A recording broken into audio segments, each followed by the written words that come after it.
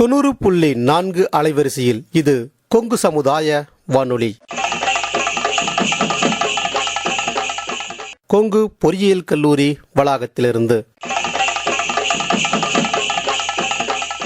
கொங்கு சமுதாய வானொலி 90.4 இப்பொழுது உங்களுக்காக வரவிருக்கும் நிகழ்ச்சி ஆன்றோர்களுக்கான சிறப்பு விழிப்புணர்வு நிகழ்ச்சியான அனுபவ்.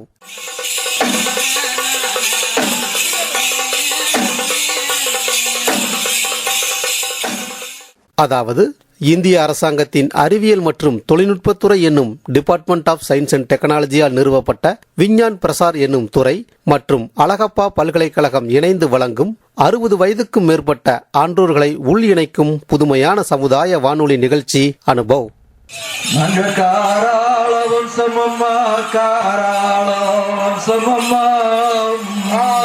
கொங்கு நாட்டு மக்களம்மா, கொங்கு நாட்டு மக்களம்மா, நாங்க 8 கிலோ சலங்க கட்டி எடுத்தாடி ஆரம்பிப்போம்.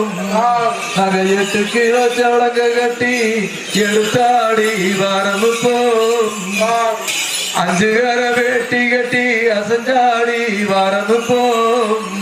நீங்க கண்டு களிக்கோடு கண்டு களிக்கோடு, உங்க கைகளையும் கொட்டோடு கைகளையும் கொட்டோடு, நீங்க சிரிச்சு ரசிக்கோடு சிரிச்சு ரசிக்கோடு.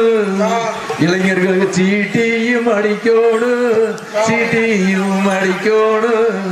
உங்க கைகளை கொட்டுனாக்கா கைகளை கொட்டுனாக்கா எங்களுக்கு உற்சாகம் பிறக்கும் அம்மா, இன்னும் கொஞ்சம் ஆடும் அம்மா.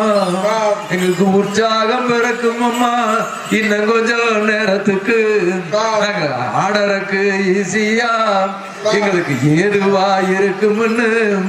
நாங்க இந்த காசுக்கு ஆடவல்ல, நாங்க இங்க காசுக்கு ஆடவல்ல, இந்த கலைக்கோசரம் ஆட வந்தோம்.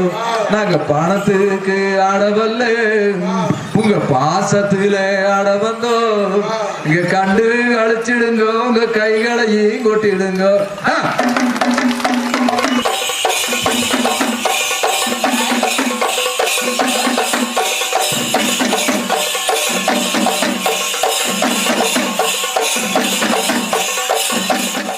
இந்நிகழ்ச்சியின் மூலம் அறிவியல் துறையில் சாதனை படைத்த ஆன்றோர்களின் அனுபவங்கள் மற்றும் அறிவியல் துறையில் கைதேர்ந்த வல்லுநர்களின் புது அறிவு மற்றும் பொது அறிவுகளை மூத்த குடிமக்களுடன் பகிர்ந்து கொள்ளும் முயற்சியே இந்த நிகழ்ச்சி.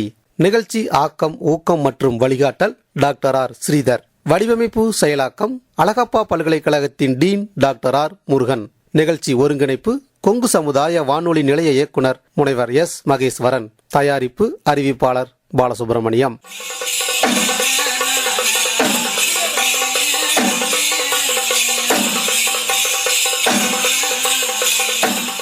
இன்றைய நமது நிகழ்ச்சியில் உங்களுக்காக ஒளிவலம் வருவது கொங்கு மண்டலத்தின் பெருமைமிகு அடையாளமான பெருஞ்சலங்கை ஆட்டத்தை பற்றி ஈரோடு வள்ளிபுரத்தான்பாளையம் பகுதியில் அமைந்துள்ள CS பள்ளியில் ஓவிய ஆசிரியராக பணியாற்றி வரும் திரு மகாதேவன் அவர்கள் தனது பள்ளி மாணவர்கள் மூலம் நமது இந்திய நாட்டின் கலாச்சாரம் மற்றும் பாரம்பரியத்தை மீட்டெடுக்கும் மத்திய அரசின் அமைப்பான இன்டாக், அதாவது Indian national trust for art and cultural heritage, இந்த அமைப்பின் மூலம் பெருஞ்சலங்கை ஆட்டத்தை பற்றி தனது பள்ளி மாணவர்களை கொண்டு தானும் அவர்களோடு சேர்ந்து ஒரு ஆய்வினை நடத்தி டாக்குமெண்ட்ரி ஃபில்ம், அதாவது அதனை ஆவணப்படமாக தயாரித்துள்ளார். இதன் அடிப்படையில் பெருஞ்சலங்கை பற்றிய பல்வேறு விஷயங்களை அவரின் மூலம் கருமாண்டி செல்லிபாளையம் பகுதியைச் சேர்ந்த திரு சண்முகம் அவர்கள் கலந்துரையாடும் நிகழ்ச்சியின் வானொலி தொகுப்பு.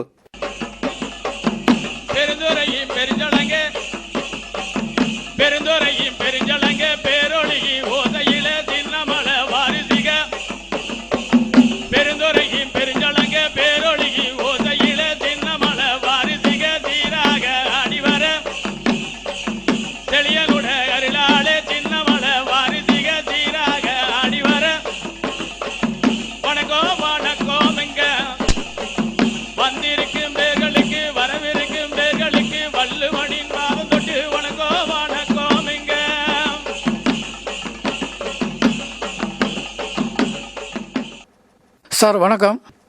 பெருஞ்சலங்கை ஆட்டத்தை பற்றி எங்கள் பகுதியில் ஆய்வு பண்ணிட்டு இருக்கிறீங்க, அதை பற்றி சில விவரங்களை விளக்கமாக சொல்லுங்கள். என்னுடைய பெயர் மகாதேவன். நான் சிஎஸ் பள்ளியில் ஓவிய ஆசிரியராக இருக்கிறேன்.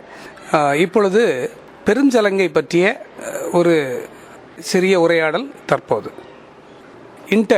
இன்டெக் என்பது Indian national trust for art and cultural heritage, அதாவது நம்முடைய இந்திய பாரம்பரியம் மற்றும் கலாச்சாரத்தை பற்றிய அதை பாதுகாத்தலும் அதை மறு உருவாக்கம் செய்தலும் என்ற நோக்கத்தில் அந்த அமைப்பு செயல்படுகிறது. அந்த அமைப்பு எங்கள் சிஎஸ் பள்ளியில் அந்த அமைப்பானது இயங்கிக் கொண்டு இருக்கின்றது. அந்த அமைப்பில் குழந்தைகள் பங்கு கொண்டு அந்த குழந்தைகள் நம்முடைய கொங்கு மண்ணுக்கே உரித்தான பெருஞ்சலங்கை என்கின்ற ஒரு ஆட்டத்தினை பற்றி அவர்கள் ஒரு ஆய்வை மேற்கொண்டு அந்த ஆய்வினை ஒரு டாக்குமெண்ட்ரியாக ஒரு ஆவணப்படமாக ரெடி பண்ணி இருக்கிறார்கள், அதை செய்திருக்கிறார்கள். அந்த டாக்குமெண்ட்ரியானது முழுமையடைந்து விட்டது. அந்த முழுமையடைந்த டாக்குமெண்ட்ரியானது டெல்லியில் உள்ள எங்களுடைய இன்டெக்கினுடைய அலுவலகத்திற்கு அதில் திரையிட இருக்கிறது. அதை பற்றிய சிறிய ஒரு பேட்டியினை நாம் இப்பொழுது பார்த்து கொண்டு இருக்கிறோம். இந்த பெருஞ்சலங்கை என்பது இந்த கொங்கு மண்டலத்தினுடைய பெருமைமிகு அடையாளமாக நாங்கள் கருதுகிறோம். இது ஒரு கலாச்சாரமான இந்த மக்களுடைய அவர்களுடைய ஆடல் திறன், அவர்களுடைய கலை ரசனை, இது உழைக்கும் மக்களுடைய ஒரு மிகப்பெரிய ஒரு விழாவாக நாங்கள் அதை பார்க்கிறோம். மக்கள் அந்த சலங்கையினை கால்களில் அணிந்து கொண்டு, சலங்கையினுடைய வெயிட்டே பார்த்திங்கன்னா ரொம்ப அதிகமான வெயிட், அது கிட்டத்தட்ட 5 கிலோ 6 கிலோ இருக்கிற சலங்கையை 2 கால்களையும் கட்டிட்டு ஆடுறதன் மூலமாக நாங்கள் என்ன நினைக்கிறோம் அப்படின்னா, அந்த பாரம்பரியமான ஆட்கள் அந்த சலங்கையினை கட்டி ஆடக்கூடிய அளவு உடல் திறனை பெற்றிருக்கிறார்கள் என்று நினைக்கிறோம். ஸோ அந்த திடமான உடல் திறன் பெற்றிருந்த அந்த ஆட்களால் மட்டுமே இந்த மாதிரியான சலங்கைகளை அணிந்து அதற்கு அந்த தாளத்திற்கு ஏற்றவாறு ஆட முடியும் என்று நான் நினைக்கிறேன். மேலும் அவர்களுடைய கலை ரசனை, அவர்களுடைய உழைப்பு, அவர்களுடைய கடவுள் மீது வைத்திருக்கின்ற அந்த பற்று, இது எல்லாம் இந்த ஆட்டத்தின் மூலமாக அவர்கள் வெளிப்படுத்துகிறார்கள். இதை அவர்கள் ஒரு சடங்காக செய்கிறதை நாங்கள் பார்க்கிறோம். அவர்களுடைய வேலை நேரத்தில் அதை செய்வதில்லை. வேலை முடித்து களைத்து வீடு திரும்பி அதன் பிறகு அதை கொண்டாட்டமாக மாற்றுகிறார்கள். ஒவ்வொரு கோயில்களிலும் நீங்கள் பார்த்தீர்கள் என்றால் அந்த கோயிலினுடைய வாசலிலே அந்த ஆடலை அவர்கள் நிகழ்த்தி கொண்டிருக்கிறார்கள். ஆடல் என்பது இரவு ஒரு 7-7:30 மணிக்கு ஆரம்பித்து காலை 3 மணி வரை கூட அவர்களால் ஆட முடிகிறது. அவர்களால் அந்த அளவு அவர்களோட உடல் வலு இருக்கிறது என்பதைத்தான் நாங்கள் பார்க்கிறோம். ரொம்ப அருமையான ஒரு காட்சியாக அது இருக்கும். இரவு ஒரு குழுவினுடைய ஒரு நடனம், அந்த நடனம் விளக்கு வெளிச்சத்தில் மட்டுமல்ல, அந்த நடுவில் ஒரு சட்டியில் தீ வைக்கப்பட்டிருக்கும். அதனை சுற்றி ஆடல்களை பார்க்கும்பொழுது நீங்கள் மூதாதையர்களுடைய அந்த சாயலை நீங்கள் அங்கே காண முடியும். இந்த ஆய்வுக்காக நாங்கள் எங்களுடைய குழந்தைகளும் நாங்களும் நிறைய களப்பணிகளை மேற்கொண்டோம். நிறைய கலைஞர்களை கொண்டு சந்தித்தோம். அந்த கலைஞர்களுடைய வாழ்வாதாரம் பற்றி நாங்கள் டாக்குமெண்டேஷன் செய்திருக்கிறோம், ஆவணப்படுத்தி இருக்கிறோம். அதனை அந்த டாக்குமெண்டேஷன்லாம் நீங்கள் பார்க்கும் பொழுது ஆடுகிறவர்களுடைய எண்ணிக்கை அதிகரித்ததை நாங்கள் எங்களோட ஆய்வில் கண்டுபிடித்தோம். ஆடுபவர்கள் இப்பொழுது அதிகமாயிருக்கிறார்கள். பள்ளிகளிலும் விழாக்களிலும் கலை நிகழ்ச்சிகளிலும் இந்த ஆட்டம் கோயில் தாண்டி ஆட முடிகிறதை நாங்கள் பார்க்கிறோம். இது ஒரு மிகப்பெரிய வளர்ச்சி. அதே நேரம் அந்த ஆட்டத்திற்காக சலங்கையினை செய்பவர்கள், அந்த வாத்தியங்களை இசைக்கிறவர்கள், அவர்களை பார்க்கின்ற போது அவர்களுடைய வாழ்வாதாரம் ரொம்ப கஷ்டமாக தான் இருக்குது. ஐ திங்க் அந்த வாழ்வாதாரத்தினுடைய நிலைமையை பெருக்குவதற்கு இந்த அரசு ஏதேனும் அவர்களுக்கு நலத்திட்டங்கள் செய்தால் இந்த வாழ்வியல் சார்ந்த ஆட்டமானது இன்னும் மெருகேறும் என்று நாங்கள் நினைக்கிறோம். நாங்கள் போய் பார்க்கும்போது பார்த்திங்கன்னா அவங்களுடைய வீடுகள் எல்லாமே ரொம்ப மோசமான கண்டிஷனில் இருக்கிறத நாங்கள் பார்த்தோம். இந்த தொழில் எங்களுக்கு அடுத்து எங்களுடைய குழந்தைகள் இதை செய்ய மாட்டார்கள் என்றும் அவர்கள் சொன்னதை நாங்கள் பார்த்தோம். அடுத்து வரக்கூடிய தலைமுறைகள் அந்த கலையை எடுத்து செல்லவில்லை என்றால் ஆடுவதற்கு ஆட்கள் இருக்கிற மாதிரி அந்த சைடும் நமக்கு வந்து கொஞ்சம் வரணும் அப்படின்னு நாங்கள் நினைக்கிறோம். பெருஞ்சலங்கை பற்றி பெரியவர்கள் நிறைய பேர் பேசுகிறதையும் நாங்கள் ரெக்கார்ட் பண்ணோம். அதில் எல்லாம் பார்த்தீங்கன்னா அவங்களுடைய அனுபவங்கள், அவங்களுடைய சந்தோஷம், அவங்களுடைய வாழ்வியல், அவங்களுடைய கலாச்சாரம், இதை அனைத்தையும் அவர்கள் பேசும் பொழுது அவர்கள் அந்த காலத்திற்கே சென்ற ஒரு உணர்வு அவர்களுடைய முகத்தில் நாங்கள் காண முடிந்தது. மேலும் இந்த வருங்காலம் இதை ஒரு கேலி பொருளாகவும், இதை நாம் செய்ய வேண்டுமா, இது நாம் இந்த தெருக்களில் நாம் ஆட வேண்டுமா, இது போன்ற எண்ணங்களை விட்டு இது நம்மளுடைய கலாச்சாரம், இது நம்முடைய பாரம்பரியம் என்ற உணர்வு அவர்களுக்கு வரும்படி செய்வதுதான் இப்பொழுது நமக்கு முன்னால் இருக்கின்ற மிகப்பெரிய கேள்வியாக இருக்கிறது. கடவுள் சார்ந்த நம்பிக்கை இல்லாது இருந்தால் கூட இது ஒரு மண் சார்ந்த நம்பிக்கையாக நாம் எடுத்து செல்ல வேண்டிய ஒரு கட்டாயத்தில் இருக்கிறோம். இந்த பெருஞ்சலங்கை ஆட்டத்தின் பற்றி ஆய்வு செய்தீர்கள் அல்லவா, அதனுடைய நோக்கம் என்ன? இந்த ஆய்வினுடைய நோக்கம் கொங்கு மண்டலத்தில் உள்ள நமக்கே தெரிந்த, நாம் ஒவ்வொரு வருடம் காணுகின்ற ஒரு சிறப்பான ஒரு ஆடல் சலங்கை ஆட்டம். இது கொங்கு மண்டலத்துக்கே உரித்தான ஒரு சலங்கை ஆட்டமாக நாங்கள் பார்க்கிறோம். அதே நேரம் இது வெளி உலகத்திற்கு தெரியாமல் இருக்கிறது என்பதுதான் கொஞ்சம் வேதனையான விஷயம். இந்த கொங்கு மண்டலம் தாண்டி இருக்கின்ற தென் தமிழ்நாட்டில் கூட இந்த மாதிரியான ஒரு ஆட்டம் இருக்கிறதா என்று கேட்கின்ற அளவு இருக்கின்றது. எனவே இதனை நாங்கள் உலகுக்கு சொல்வதன் மூலமும், இதை ஒரு ஆவணப்படுத்துதல் மூலமும் இனி வரும் காலங்களில் உள்ள தலைமுறை இதை பற்றி தெரிந்து கொள்ள வேண்டும், இதில் அவர்கள் ஈடுபட வேண்டும், இதை கற்றுக்கொள்ள வேண்டும், இந்த பாரம்பரியத்தை காக்க வேண்டும் என்கின்ற நோக்கத்தில் மட்டுமே எங்களுடைய இன்டெக் என்கின்ற நிறுவனம் இதை எடுத்து நாங்கள் செய்கிறதுக்கு ஹெல்ப்பாக இருந்தாங்க. இன்டெக் பற்றி நாங்கள் சொல்லணும் அப்படின்னு பார்த்தீங்கன்னா, இது மத்திய அரசின் கீழ் வருகின்ற இந்தியாவினுடைய கலாச்சார மற்றும் பாரம்பரியத்தினை கட்டி காப்பாற்றுகின்ற ஒரு அமைப்பாகத்தான் செயல்பட்டு கொண்டு இருக்கின்றது. இதனுடைய ஆரம்பம் பார்த்தீர்கள் என்றால், இது எப்பொழுது தொடங்கப்பட்டது என்பது பார்த்தீர்கள் என்றால் 1984 மறைந்த பாரத பிரதமர் திரு ராஜீவ்காந்தி அவர்கள் சேர்பர்சனாக இருக்கின்ற போது இந்த இன்டெக் வந்து அவருடைய மேற்பார்வையின் கீழ்தான் ஆரம்பிக்கப்பட்டது. எங்கள் பள்ளியில் 2018-2019 கல்வியாண்டில் நாங்கள் இந்த இன்டெக் என்கின்ற இந்த அமைப்பினை எங்கள் பள்ளியில் நாங்கள் ஆரம்பிக்கின்ற பொழுது மாணவர்களுக்கு அவர்கள் இருப்பிடத்தில் இருக்கின்ற அவர்களுடைய மண்ணினுடைய மகத்தான விஷயங்களை அவர்கள் தெரிந்து கொள்ள வேண்டும் என்ற ஆர்வத்தில் நாங்கள் இதை ஆரம்பித்து முதல் ஒரு வருடம் நாங்கள் முழுக்க களப்பணி தான் நாங்கள் மேற்கொண்டோம். எல்லா இடங்களுக்கும் சென்று இந்த மண்ணுக்கே உரித்தான விஷயங்கள் என்ன, அதை ஆவணப்படுத்தலாம் என்கின்ற ஒரு வருடம் நாங்கள் அதை ஆய்வு செய்தோம். 2வது வருடம் நாங்கள் அதை டாக்குமெண்டேஷன் செய்தோம். டாக்குமெண்ட்ரி ரெடியாகிவிட்டது, ஆவணப்படம் எங்கள் கைகளில் இருக்கிறது. அநேகமாக இந்த வருடம் ஜூன் அல்லது ஜூலை அந்த மாதங்களில் நாங்கள் அதை திரையிடுவோம் என்பதனை இந்த நேரத்தில் பெருமையுடன் சொல்ல கடமைப்பட்டிருக்கின்றோம். பெருஞ்சலங்கை பற்றி ஒரு ஆவணப்படம் எடுத்தீர்கள், அதில் உள்ள சில விஷயங்கள் பற்றி தெளிவாக கூறுங்கள். இந்த டாக்குமெண்டேஷன் வந்துட்டு நாங்கள் 3 விதமாக பிரிக்கிறோம். ஒன்று பார்த்தீங்கன்னா லிவிங் ஹெரிட்டேஜ் அப்படின்னு பார்க்குறோம். இன்னொன்று பார்த்தீங்கன்னா பில்டிங் ஹெரிட்டேஜ் அப்படின்னு பார்க்குறோம். பில்டு ஹெரிட்டேஜ்னு சொல்லுவாங்க. அப்புறம் நேச்சுரல் ஹெரிட்டேஜ் அப்படின்னு பார்க்குறோம். இந்த டாக்குமெண்ட்ரி வந்து அமைந்தது அப்படின்னு பார்த்தீங்கன்னா, இது வந்து லிவிங் ஹெரிட்டேஜ்க்குள்ளே வருது. லிவிங் ஹெரிட்டேஜ் அப்படிங்கிறது என்ன அப்படின்னா, வாழ்ந்து கொண்டிருக்கின்ற கலைஞர்கள், அதாவது அந்த மேளம் மாதிரியான வாத்தியங்கள் செய்கிற அந்த கலைஞர்கள் அவர்கள் வாழ்ந்து கொண்டு இருக்கிறார்கள். இந்த சலங்கை இதையெல்லாம் செய்கிற கலைஞர்கள் அவர்களும் வாழ்ந்து கொண்டு இருக்கிறார்கள். இவர்கள் இருவரையும் நாங்கள் வந்து லிவிங் ஹெரிட்டேஜ்க்குள்ளே கொண்டு வந்திருக்கிறோம். அப்புறம் பார்த்தீங்கன்னா அந்த நேச்சுரல் ஹெரிட்டேஜ் அப்படிங்கிறது வந்து நாங்கள் வந்துட்டு அந்த விழாக்களை வந்து எடுத்துக்கிறோம். அது வந்து நேச்சுரலாக அவங்க வந்து அந்தந்த மாதங்களில் அந்தந்த இடங்களில் அந்த விழாக்களை வந்து செய்கிறதுனால நாங்கள் வந்து அந்த மாதிரி எடுத்துக்கிறோம்.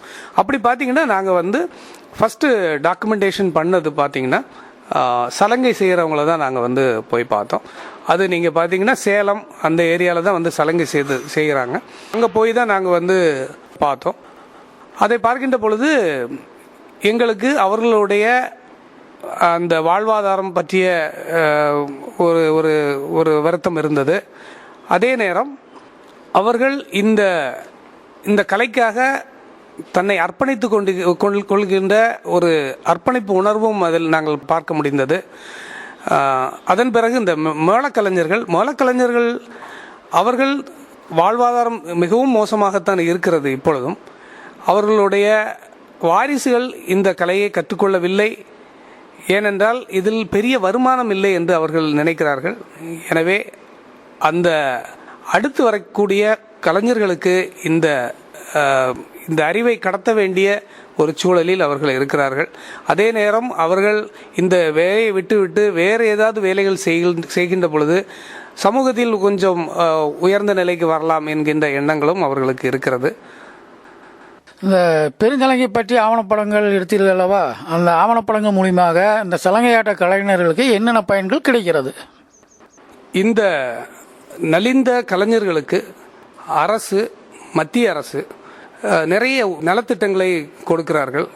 அவர்களுக்கான பணமாக கொடுப்பதை விட அவர்களுக்கான வேலைகளை கொடுக்கிறார்கள். இப்பொழுது நீங்கள் சலங்கை செய்பவர்களை எடுத்தீர்கள் என்றால் அவர்களுக்கு இங்கு தேவையான சலங்கைகளுக்கான ஆர்டர்களை அவர்களுக்கு கொடுக்கிறார்கள். அவர்களுடைய வாழ்வாதாரத்துக்கான வசதிகளை கொடுக்கிறார்கள். அதேபோல் ஆட்டக்கலைஞர்களுக்கு அவர்களை ஊக்கப்படுத்தும் விதமாக இந்திய அரசினுடைய கலாச்சார நிகழ்ச்சிகளில் அவர்கள் பங்கேற்பதற்கான ஒரு வாய்ப்பினை கொடுக்கிறார்கள். அந்த பங்கேற்பதற்கான வாய்ப்பின் மூலமாக அவர்களுக்கு அது சார்ந்த அந்த ஆடல் சார்ந்த விஷயங்களை வேறு நாடுகளோடவோ வேறு மாவட்டங்களோடவோ வேறு மாநிலங்களோடவோ பகிர்ந்து கொள்வதற்கான வாய்ப்புகள் கிடைக்கிறது. இதன் மூலம் அவர்களுடைய வருவாய் ஈட்டக்கூடிய அளவுக்கு அவர்களுக்கு வருவாய் வருவதற்கான வாய்ப்புகளும் இருக்கிறது. எனவே அரசு உதவிகளை செய்வதற்கு ரெடியாக இருக்கிறார்கள்.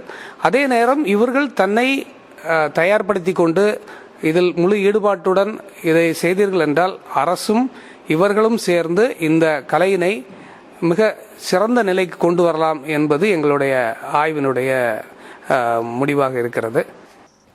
நீங்கள் இந்த பெருஞ்சலங்கை பற்றி எடுத்த ஆவணப்படங்கள் மூலியமாக உங்கள் பள்ளி மாணவர்கள் முதியோர்களிடமிருந்து என்ன கற்றுக்கொண்டார்கள்? இந்த ஆவணப்படத்தில் எங்கள் பள்ளி மாணவர்கள் அந்த பகுதிக்கே சென்று ஆய்வு செய்து அவர்களுடைய அனுபவங்களை பெற்றுக்கொண்டார்கள். அவர்கள் அந்த கலையினுடைய முக்கியத்துவத்தை தெரிந்து கொண்டார்கள். அந்த கலையை பற்றிய ஒரு அறிவு அவர்களுக்கு வந்திருக்கிறது. இதை நாம் காப்பாற்ற வேண்டும் என்கின்ற ஒரு எண்ணம் அவர்களுக்கு வந்திருக்கின்றது. மேலும் எங்கள் பள்ளி இந்த ஆய்வுக்காக எங்களுக்கு உறுதுணையாக இருந்திருக்கிறார்கள். நாங்கள் கேட்ட அனைத்து உதவிகளையும் செய்தார்கள். மாணவர்களை ஊக்குவித்தார்கள். எங்களுடைய பள்ளி நிர்வாகம் இதற்காக பொருள் செலவுகள் செய்திருக்கிறார்கள். அவர்களுடைய ஒரே நோக்கம் தான் வாழும் சமூகத்தினுடைய கலைகளை தெரிந்து கொள்ள வேண்டும், குழந்தைகள் புரிந்து கொள்ள வேண்டும், பெரியவர்களிடமிருந்து அந்த அறிவினை பெற்றுக்கொள்ள வேண்டும் என்கின்ற நோக்கம் மட்டுமே இருந்தது. அவர்களுடைய சீரிய முயற்சியால் மட்டுமே எங்களால் இதை செய்ய முடிந்தது. எனவே இந்த தருணத்தில் நான் என் சார்ந்த பள்ளி நிர்வாகத்திற்கு என்னுடைய வணக்கத்தையும் நன்றியினையும் தெரிவித்துக் கொள்கிறேன். இந்த கொங்கு மண்டல சலங்கை ஆட்டத்தை பற்றிய ஆவணப்படங்களை பற்றி நிறைய விஷயங்கள் சொன்னீர்கள். நன்றி. உங்களுடைய அடுத்த கட்ட நோக்கம் என்ன? அடுத்து இந்த ஆவணப்படத்திற்கு பிறகு இன்னும் நிறைய விஷயங்கள் செய்யலாம் அப்படின்னு நினச்சிக்கிட்டு இருக்கிறோம். இதில் பார்த்தீங்கன்னா நிறைய ஒப்பாரி பாடல்கள் இருக்குது, நாட்டுப்புற பாடல்கள் நிறைய இருக்குது, பழைய சிதலமான கோயில்கள் ரெனோவேட் பண்ணுற அந்த மாதிரியான வேலைகள் இருக்குது. ஸோ இதில் ஏதாவது ஒரு விஷயத்தை நாங்கள் எங்கள் மாணவர்களுடன் கலந்து ஆலோசித்து விவாதித்து இதை நாங்கள் செய்யலாம் என்று நினைக்கிறோம். இனி வரும் காலங்களில் 2 வருடம் இந்த லாக்டவுனில் இருந்ததுனால நாங்கள் களப்பணி செய்ய முடியவில்லை.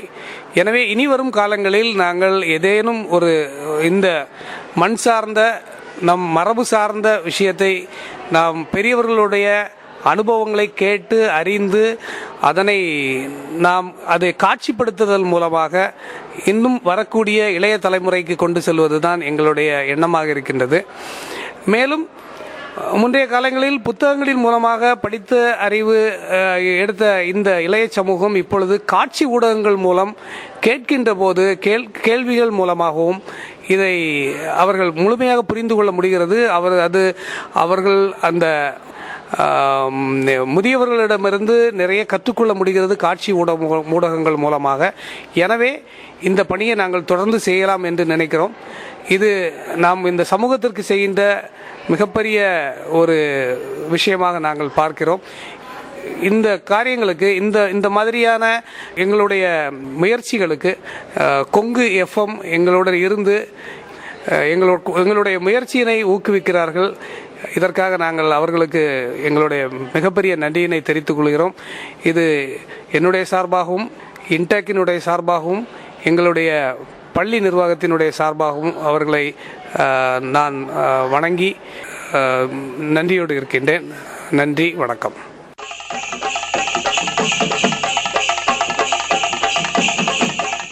இந்த பெருஞ்சலங்கை ஆட்டத்தை பற்றி நிறைய விஷயங்கள் தெளிவாக எடுத்து கூறினீர்கள்.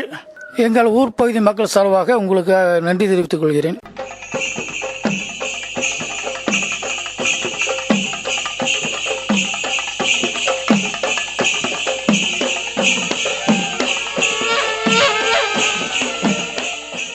கொங்கு சமுதாய வானொலி 90.4 நாம் இதுவரையில் கேட்டது ஆன்றோர்களின் அனுபவங்களை பகிர்ந்து கொள்ளும் ஆன்றோர்களுக்கான சிறப்பு நிகழ்ச்சியான அனுபவ். அதாவது இந்திய அரசாங்கத்தின் அறிவியல் மற்றும் தொழில்நுட்பத்துறை என்னும் டிபார்ட்மெண்ட் ஆஃப் சயின்ஸ் அண்ட் டெக்னாலஜியால் நிறுவப்பட்ட விஞ்ஞான் பிரசார் என்னும் துறை மற்றும் அழகப்பா பல்கலைக்கழகம் இணைந்து வழங்கும் 60 வயதுக்கும் மேற்பட்ட ஆன்றோர்களை உள் இணைக்கும் புதுமையான சமுதாய வானொலி நிகழ்ச்சி அனுபவ்.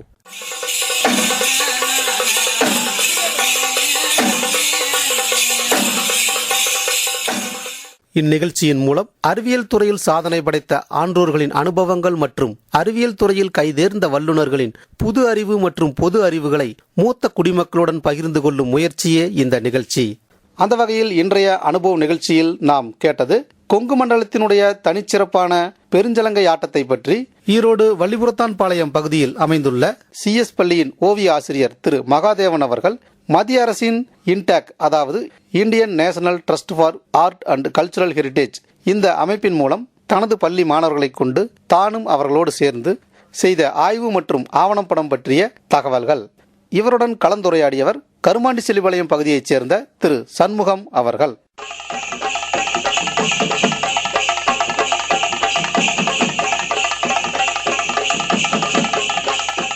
மீண்டும் மற்றும் ஒரு அனுபவத்தோடு கூடிய ஒரு நிகழ்ச்சியில் சந்திக்கலாம் நேயர்களே.